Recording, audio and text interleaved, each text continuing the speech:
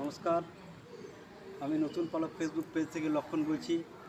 আজ 21শে ভাদ্র, আমি আজ পূর্ণিমা তিথি। আজ শ্রী শ্রী মায়ের মন্দিরে এসেছি।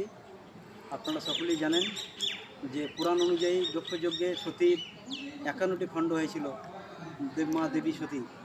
তো সেই 51 সতীপীঠের এক পীঠ হচ্ছে এই মা যোগাদ্দা মায়ের মন্দির। এই মায়ের মন্দিরে এই স্থানে মায়ের ডান পায়ের বুড়ো আঙুল পড়েছিল। এই জায়গাটি অতি পবিত্র আমাদের হিন্দুদের কাছে, এবং আজ আমি মায়ের দর্শন পেয়েছি, মাকে মন্দিরে দেখলাম। আর আপনাদের সকলকে আমি অনুরোধ করব, আমাদের এই সতী মায়ের এই জায়গাটি পূর্ব বর্ধমান জেলার ক্ষীরগ্রামে অবস্থিত। আপনারা নিশ্চয়ই এখানে আসবেন, মায়ের দর্শন করবেন। মায়ের আদি মন্দির এই যে মা দেবী যোগাদ্দা।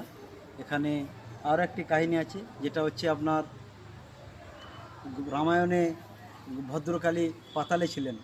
সেখানে রাবণ রাম ও লক্ষ্মণকে ছলনা করে পাতালে নিয়ে চলে গিয়েছিলেন।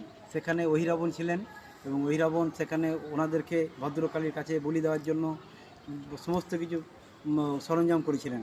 কিন্তু সংকটমোচন বজরংবলী রামকে এবং লক্ষ্মণকে ওখান থেকে অহিরাবণকে ভদ্রকালীর খাঁড়া নিয়ে অভিরামকে ওখানে বলি দিয়ে দুই ভাইকে কাঁধে চাপিয়ে নিয়ে এই স্থান পৃথিবীর মধ্যস্থল এখানে উঠেছিলেন। তো এই সেই আমাদের অতি পবিত্র স্থান এবং অনির্বচনীয় একটি জায়গা। আপনারা এখানে আসবেন। মায়ের দেবী যোগাদ্দা জয়, মা যোগাদ্দা মায়ের জয়, মায়ের শ্রীচরণে প্রণাম। আপনারা অবশ্যই এই মন্দিরে আসবেন। আর মায়ের গর্ভগৃহের মুখটা আমি একটু দেখিয়ে দিচ্ছি আপনাদেরকে। এইটা হচ্ছে গর্ভগৃহের মন্দির, এবং এই স্থানে আমরা এসেছি। মায়ের ভোগ দেওয়া হবে এই মুহূর্তে, ওই জন্য ঘর খোলা হচ্ছে।